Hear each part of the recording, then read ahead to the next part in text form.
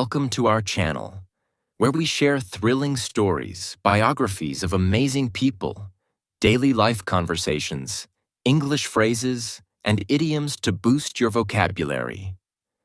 Our videos are designed to improve your listening skills with clear, easy-to-understand English. Every video is informative, knowledgeable, and inspiring for your future. Today's story is about one of the most important and unforgettable events in human history, World War I. We will explore how it started, what led to it, and how it shaped the world. This will be a powerful and detailed journey through history, explained in the simplest way so that you can improve your English while learning about history. Make sure to subscribe and leave a comment on what you think about World War I. Chapter 1. The Spark That Set the World on Fire. The year is 1914, and Europe is like a house built on weak foundations, waiting for the slightest tremor to bring everything crashing down. Nations have been competing for power, growing their armies, forming secret alliances, and watching each other with suspicion. The air is thick with tension. A single spark could ignite an explosion. On June 28, 1914, the morning sun casts a warm glow over the city of Sarajevo, Bosnia. It is a day of celebration. The streets are decorated with flags, and people line up along the roads, waiting for the arrival of Archduke Franz Ferdinand, the heir to the throne of Austria-Hungary. With him is his wife, Sophie, elegant and smiling as she waves at the crowd. They have come on an official visit, but beneath the surface, Sarajevo is a city boiling with anger. Many Serbians despise Austrian rule and dream of a free Serbia. Hidden among the crowd are assassins, young, determined, and ready to strike. One of them is Gavrilo Princip, a 19-year-old Serbian nationalist. He is small, thin, with dark eyes filled with determination. He belongs to a secret organization called the Black Hand, whose goal is simple: kill Franz Ferdinand and send a message to Austria. The Archduke's car, an open-top vehicle, moves slowly through the streets. The crowd cheers, but the assassins are waiting.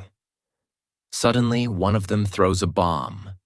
The bomb flies through the air, spinning toward the car. But at the last second, Franz Ferdinand sees it and throws it away. Boom! The explosion shatters windows, injuring officers and civilians. Smoke fills the street, screams, panic, people running in every direction. The assassins scatter, knowing they have failed. The police capture the bomber within minutes. But the Archduke is alive. He should have left the city immediately. But instead, he makes a decision that will seal his fate. Instead of returning to safety, Franz Ferdinand insists on visiting the hospital to see the officers injured in the bombing. He is a military man, proud and stubborn. He refuses to show fear.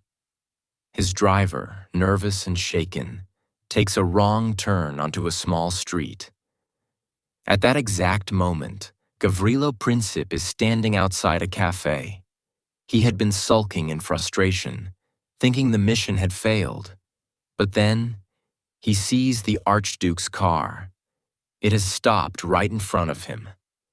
His hands tremble, but his mind is clear. He pulls out his pistol. One deep breath. A bullet tears through Franz Ferdinand's neck. A second shot hits Sophie in the stomach. The driver panics, speeds away. Blood spreads across the Archduke's uniform. He tries to speak but chokes on his own blood. Sophie, already unconscious, slumps onto him. Within minutes, both are dead. Europe will never be the same again. The news spreads like wildfire. Austria-Hungary is outraged. The government immediately blames Serbia and demands that Serbia punish those responsible. But Serbia, feeling confident with Russia's support, refuses to bow down. Austria-Hungary sees this as an act of defiance. On July 28, 1914, exactly 1 month after the assassination, Austria-Hungary declares war on Serbia. Russia, bound by an alliance with Serbia, declares war on Austria-Hungary. The dominoes begin to fall. Germany, Austria-Hungary's closest ally, declares war on Russia. France, Russia's ally, declares war on Germany. Germany, eager to strike first, invades Belgium to attack France. Britain, protecting Belgium, declares war on Germany. Within a single week, all of Europe is at war. Men rush to enlist, believing the war will be short. It will be over by Christmas, they say. But they have no idea of the horror that awaits them. This will not be a quick war. It will last 4 years. It will kill millions. It will change the world forever. Chapter 2. The World on Fire. It's August 1914, and the streets of Europe are buzzing with excitement. But this isn't the excitement of celebrations or joy. It's the excitement of war. Thousands of men, young and old, are rushing to the recruiting stations, ready to fight for their country. Many of them are dreaming of adventure, believing that the war will be quick, a short and glorious battle. They have no idea that they are walking into the worst conflict the world has ever seen. There is no turning back now. In Germany, the streets are alive with patriotism. The people have high hopes that their country will come out on top. Germany's army, one of the most powerful in Europe, prepares for action. The Kaiser Wilhelm II sits at his desk, his eyes gleaming with ambition. He believes in his country's might and is certain that Germany will conquer all of Europe. Austria-Hungary is determined to crush Serbia. After the assassination of Archduke Franz Ferdinand, the Austrians see this as an opportunity to assert their dominance in the Balkans. The Austro-Hungarian Empire has been struggling with its own problems for years. It's old, fragile, and divided, but the war gives it a chance to prove its strength once and for all. In Russia, the mood is a bit different. The vast Russian Empire is enormous, but it is also deeply divided and poorly prepared for war. However, Tsar Nicholas II knows that he must defend Serbia, which is a close ally. Russia marches toward the battlefield, hoping to assert its power and protect its interests in the Balkans. Across Europe, there is a growing sense of unease. The alliances between nations. Germany, Austria, Hungary, and Italy on one side, Russia, France, and Britain on the other, are pulling the continent toward a giant storm. But no one really understands how much this war will change everything. The world enters the war.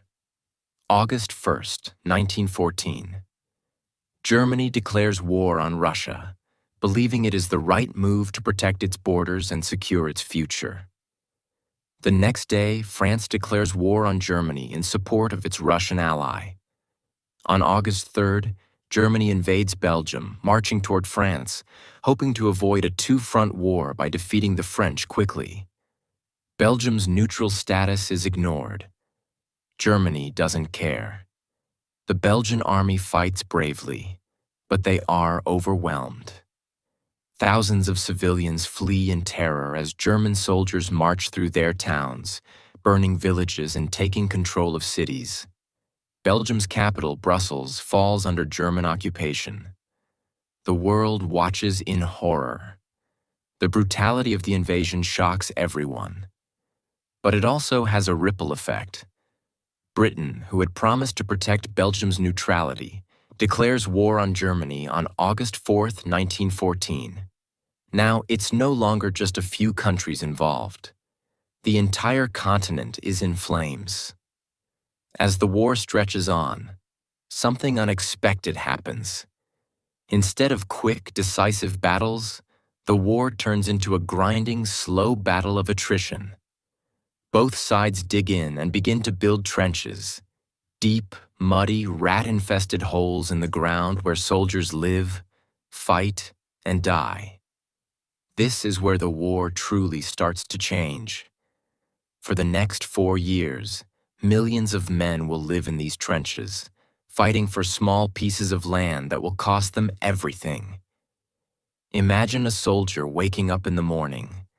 The first thing he feels is the cold mud beneath him. The smell of rot, sweat, and blood fills the air. Above ground, there is nothing but gunfire, explosions, and death. The soldiers are constantly under attack, sometimes from machine guns, sometimes from artillery shells that explode in the air with terrifying force. But it's not just the fighting that is terrifying. It's the mental toll that war takes on these soldiers. The constant fear, the feeling of hopelessness. They are stuck in the trenches with no way out, no future. The war seems endless. Every day is a battle just to stay alive. The Western Front, a line that stretches from the North Sea through Belgium and across northern France, becomes the most horrific part of the war. In these muddy trenches, men will fight for months over a few inches of land. No matter how hard they fight, no matter how many soldiers are lost, they are always at a standstill. The Germans on one side and the Allied forces, Britain, France, and later the United States, on the other. It's like a deadlock, a constant push and pull. One of the first major battles on the Western Front is the Battle of the Marne in September 1914. The Germans have advanced close to Paris, and it seems like they might win the war quickly. But then, the French and British forces fight back, stopping the German advance just in time. The Germans are forced to retreat, and the front lines settle into that deadly trench warfare. But in the trenches, it's not just soldiers who suffer. It's the civilians, too. Entire towns are destroyed. Homes are lost.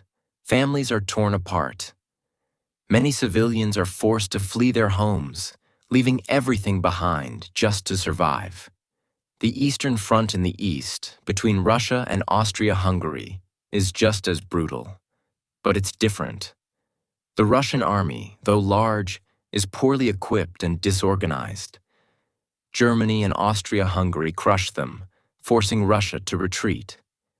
The Tsar's soldiers suffer terribly, starving and freezing in the harsh winter. But still, the war rages on.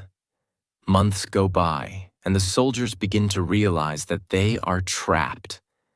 They are stuck in a cycle of violence with no end in sight.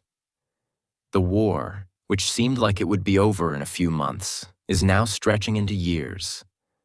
The fighting is endless. The suffering is unimaginable. There are moments of brief calm when the soldiers in the trenches can hear nothing but silence, only for it to be broken by a sudden barrage of artillery. The war is always looming, always a threat, and as the war rages on, other countries begin to enter. In 1915, the Ottoman Empire joins the Central Powers, and the United States begins to grow involved, though it will be another 2 years before they officially declare war on Germany in 1917. Meanwhile, in the trenches, the soldiers' lives become a strange mix of fear, boredom, and determination. They hear the sounds of machine guns and shells exploding in the distance. At night, they count the stars and wonder if they will see the sunrise. Their friends die beside them, and they wonder, why? Why is all of this happening? What is it all for? And yet, they march on, driven by a sense of duty and loyalty. But the worst part is yet to come. The use of new weapons, poison gas, tanks, and machine guns will soon change the face of war. The trench lines will become even more dangerous, and the soldiers will face even greater suffering than they ever imagined. This is only the beginning. The world is still in the early stages of this monstrous conflict. And yet, the soldiers know this. The war will only grow worse, and it will not be the short battle they imagined. The fire has started. The world will burn. Chapter 3. The war rages on. Imagine yourself in the middle of a battlefield. The sky is gray, filled with the sound of explosions and gunfire. There's no way to escape the noise, the chaos, the fear. The air smells of smoke, death, and mud. You're cold, you're hungry, and you don't know how long you'll survive. This is trench warfare, where men fight not for glory or honor, but just to stay alive. In the trenches, soldiers live like animals. They sleep in cold, damp conditions, often lying in filth, surrounded by rats and the bodies of the dead. The mud is so deep it feels like it will swallow you whole. There's no escape. For miles, there's nothing but dirt, barbed wire, and the constant sound of machine guns firing in the distance. Every soldier in the trench faces this same grim reality. But it's not just the physical conditions that break them. The mental toll is just as horrifying. Every day you fear being shot, being blown to pieces, or dying from disease. Shell shock becomes common, a terrifying condition where soldiers lose their minds from the constant pressure. Many soldiers will never recover from the psychological scars of war. The constant waiting, the fear of the unknown, the constant feeling that death is just around the corner is too much for them to handle. New weapons of destruction. In the trenches, the soldiers face not only bullets and shrapnel, but also new, deadly weapons that change the way wars are fought. The first use of poison gas happens in 1915 by the Germans. Imagine this: a green cloud rolling over the battlefield, carrying with it death and suffering. Soldiers are caught completely off guard. Some of them die slowly and painfully, suffocating to death as they struggle for breath. The gas doesn't discriminate. It doesn't care whether you're young or old, fit or weak. It simply takes away your life. The smell of it, the fear of it, is enough to turn any soldier into a nervous wreck. They don't know when it will come, but when it does, there's nowhere to hide. And that's just one of the new weapons. Alongside poison gas, machine guns, artillery shells, and even the first tanks are introduced. The tanks, which are supposed to be the future of warfare, are slow and clunky, but they can smash through trenches and crush soldiers under their heavy tracks. As new weapons are used, the fighting becomes even more brutal and indescribably horrible. Soldiers who once thought the war would be over soon, perhaps with a quick victory, now realize that this is something completely different. This is no longer about glory. It's about survival. Now let's talk about one of the most brutal and infamous battles of World War I, the Battle of Verdun, which begins in February 1916. The French know that Verdun is crucial. It's a symbol of French strength, and if they lose it, it would be a devastating blow to their pride and their morale. The Germans, under General Erich von Falkenhayn, have a different plan. They want to bleed the French army dry. The idea is simple: to inflict so many casualties on the French that they'll be forced to surrender. They believe that France will fight to the last man to protect Verdun. And they're right. The battle rages for nearly 10 months with unimaginable casualties. Every inch of land is fought over. Soldiers are so close to each other that they can smell the enemy's sweat, hear their voices, and see the terror in their eyes. The fighting is so intense that every day feels like an eternity. There are constant bombardments, and soldiers are forced to take cover in the deep, damp bunkers. The French are fighting for their homeland, and they refuse to back down. But the Germans are just as determined. Thousands of men die each day. The smell of death fills the air. At the end of Verdun, the French have lost 300,000 men, and the Germans have lost nearly the same number. And for what? Nothing. The front lines don't move. The soldiers are no closer to victory than they were before the battle began. As the battlefields of World War I grow more brutal, the nature of warfare itself begins to change. This is no longer a war of glorious charges and bravery on horseback. This is a war of technology, of machines, and of death from a distance. The soldiers who fought in this war are no longer fighting face to face. They are fighting in trenches, behind barbed wire, and using weapons of mass destruction. But what's even more heartbreaking is that entire generations of men are being lost in this war. Young men, many of them still boys at heart, are sent off to die in a foreign land, never to return home. These men are fighting not for freedom or honor, but because they've been told that it's their duty. They fight not for a cause they believe in, but because they have no choice. For the families at home, the war becomes an endless wait. Mothers, wives, and children wait for letters from the front, hoping that their loved ones are still alive. They cling to every word, reading them over and over, hoping to catch some hint that their soldier is safe. But for many families, these letters stop coming. They receive only the dreaded news of death. In the quiet of the night, as they sit by the fire, they know that their world has changed forever. They know that the son, the husband, the brother they once knew, may never come home. The war spreads. New fronts open. Meanwhile, the war is spreading beyond Europe. In 1915, the Ottoman Empire joins the Central Powers and opens up a new front in the Middle East. The Gallipoli campaign is a disastrous failure for the Allies, with thousands of men losing their lives for little gain. The Ottoman soldiers, like the European forces, fight bravely and fiercely. But the fighting in this region is just as brutal and deadly as it is in Europe. In Africa, the war is fought on a different scale.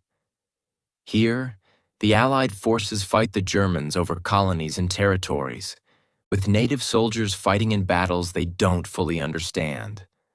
They fight for countries that aren't their own, and they fight against enemies they've never met. But still, they fight because war has become a reality for everyone, no matter where they are in the world. Chapter 4. The Turning Tide of the War. As the years drag on, the war shows no sign of ending. It becomes clear that both sides are fighting not just for victory, but for survival. The war has taken on a life of its own, and each side has become more desperate to outlast the other. The fighting has become endless. It feels as though there will be no end to the suffering. The French, the British, the Germans, all of them are drained. They've lost millions of soldiers, families have been torn apart, and there's no clear winner in sight. Imagine being in a trench, facing the same enemy day after day. The same endless bombardments, the same horrifying screams, the same mounds of bodies. You begin to wonder if there's anything worth fighting for anymore. But despite all of this, the soldiers continue to fight, not for glory, but because they must. By 1917, the situation is desperate for the Allies. The Central Powers, led by Germany, are pushing hard, and the Allied forces are running out of strength. The French soldiers have fought tirelessly for years, but they're exhausted, both physically and mentally. The British forces are also struggling, and the United States has just entered the war, bringing hope but also new challenges. It's in the year 1917 that a new sense of urgency begins to spread. The Allies know they need to win, and they need to win soon, before the Germans completely break them. The German army, too, is starting to show signs of wear.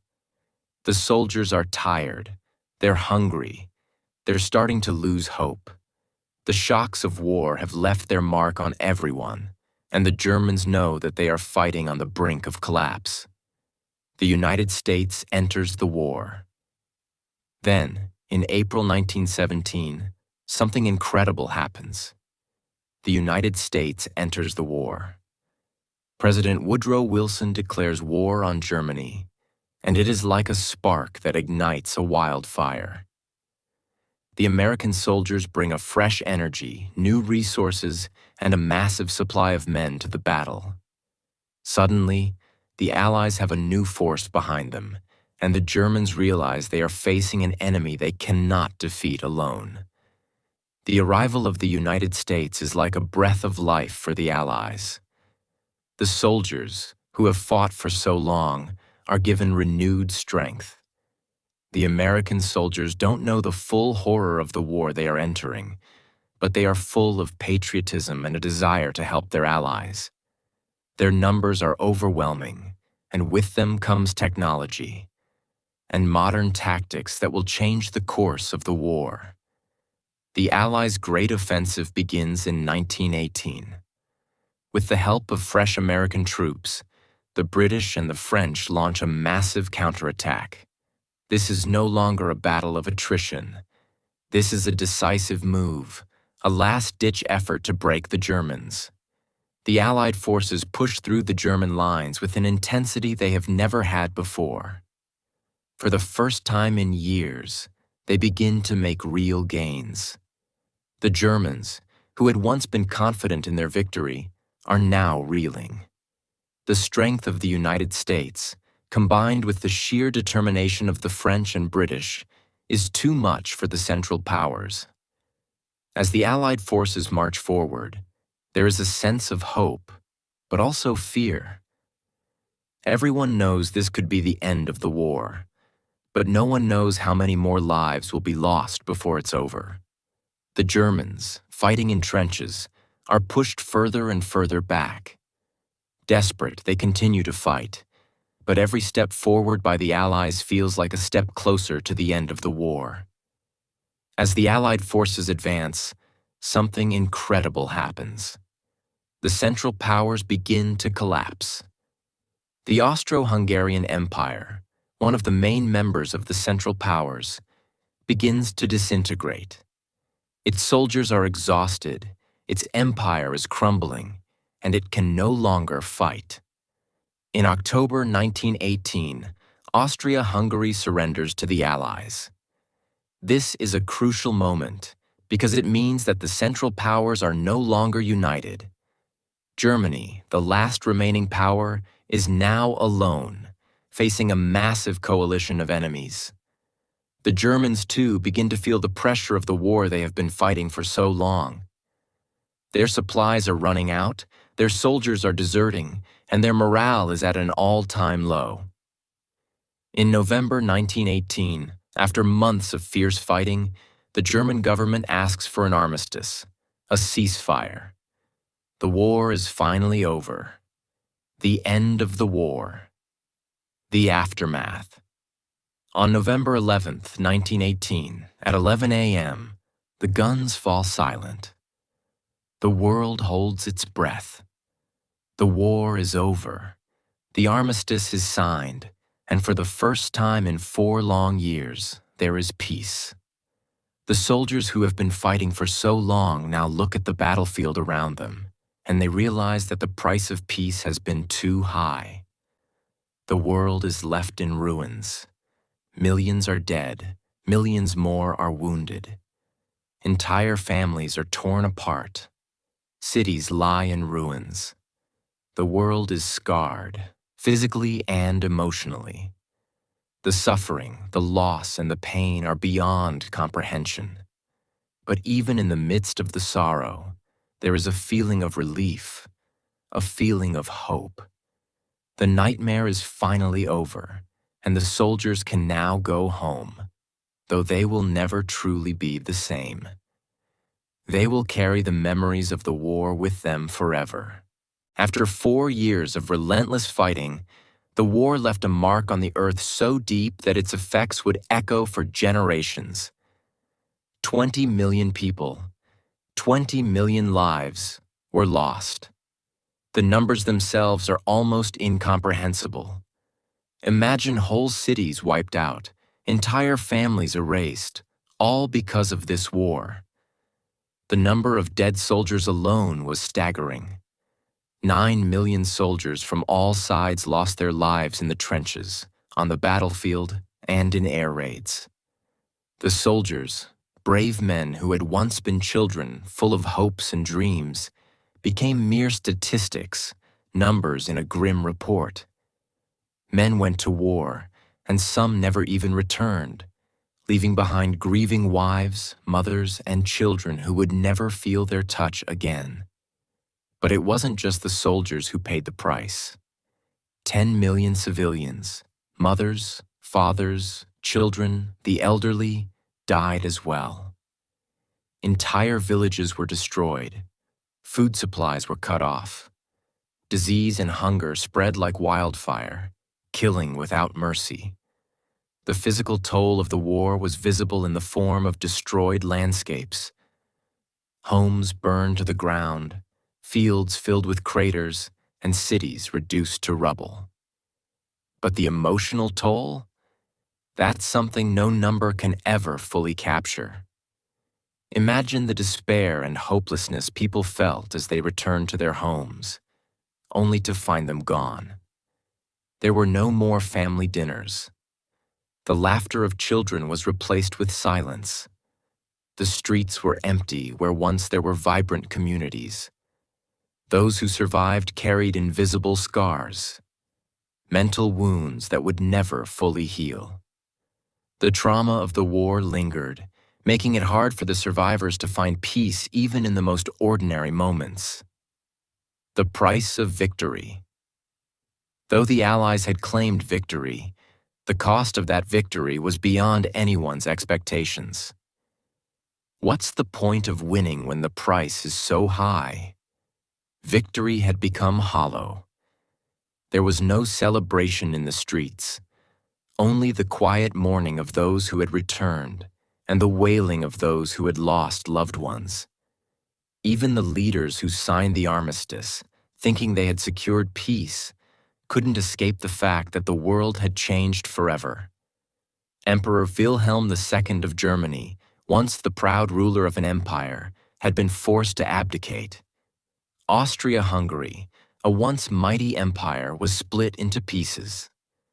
Nations that had once been the giants of Europe were now broken. The Austro-Hungarian Empire, the Russian Empire, and the Ottoman Empire, all had crumbled under the weight of war. The leaders gathered in Versailles, France, to sign the Treaty of Versailles in 1919. It was supposed to be a treaty of peace, but instead, it set the stage for future turmoil. The treaty placed the blame for the war squarely on Germany's shoulders, forcing the country to pay heavy reparations and disarm its military. Germany was humiliated, and its people felt betrayed by their own government.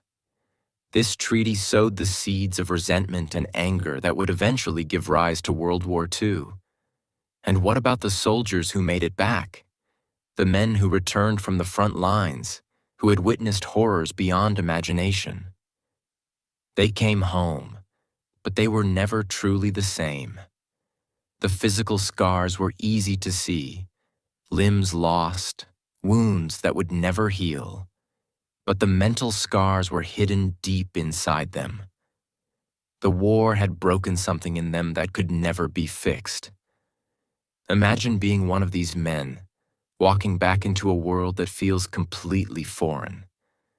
A world where people talk of peace, but you've seen the worst of humanity.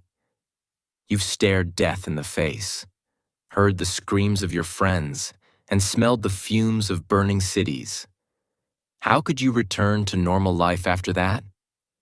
Post-traumatic stress disorder, PTSD, wasn't recognized back then, but many of these men carried it with them for the rest of their lives. Nightmares, flashbacks, and overwhelming feelings of guilt. They had survived, but at what cost? They had sacrificed their innocence, their humanity, and their futures. Many of these men could never truly reintegrate into society. The world had moved on, but they had been left behind, lost in the shadow of war. But in the ashes of this destruction, there was also a sense of rebirth. New countries were formed from the rubble of the old empires. Czechoslovakia and Yugoslavia were born, nations carved from the lands of the fallen Austro-Hungarian Empire. The Ottoman Empire collapsed, and its lands were divided among the Allies, changing the face of the Middle East forever. The Russian Empire also collapsed, leading to the Russian Revolution of 1917, where Vladimir Lenin and the Bolsheviks took control, setting the stage for the rise of the Soviet Union. The old powers were gone, but new powers were emerging, and the world was rapidly changing. For many, this was a time of hope, a time when people believed they could build a better world. But the scars of the war would remain, and the lessons learned would never be forgotten. As the survivors picked up the pieces of their shattered lives, they also carried the memory of the war with them, hoping to never see anything like it again. Today, when we think about World War I, we don't just think about the battles, the weapons, and the politics. We think about the lives lost, the dreams shattered, and the families destroyed. We think about the soldiers who went to war, not knowing they would never return. We think about the survivors who came home, only to find that their home was no longer the same. Every memorial, every grave, every poignant symbol, they remind us of what happened. The war may be over, but its legacy lives on. The soldiers who died are not just numbers. They are fathers, sons, brothers, friends. We must never forget them. And as we reflect on the war, we realize that the true lesson is not just about the horrors of war, but about the importance of peace. We must honor the memories of those who fought and died by ensuring that their sacrifices were not in vain. We must work to create a world where such a catastrophe never happens again. The fire of this war still burns in our hearts today. The lessons we learned about the consequences of unchecked nationalism, about the horrors of warfare, and about the power of resilience are lessons we must carry with us forever. The world has changed, but we must remember. The pain and loss of World War I should never be forgotten.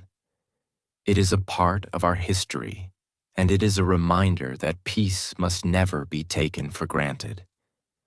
And so, the story of World War I ends, but its echoes will never fade. It is a story that will continue to teach us, to remind us, and to shape our future.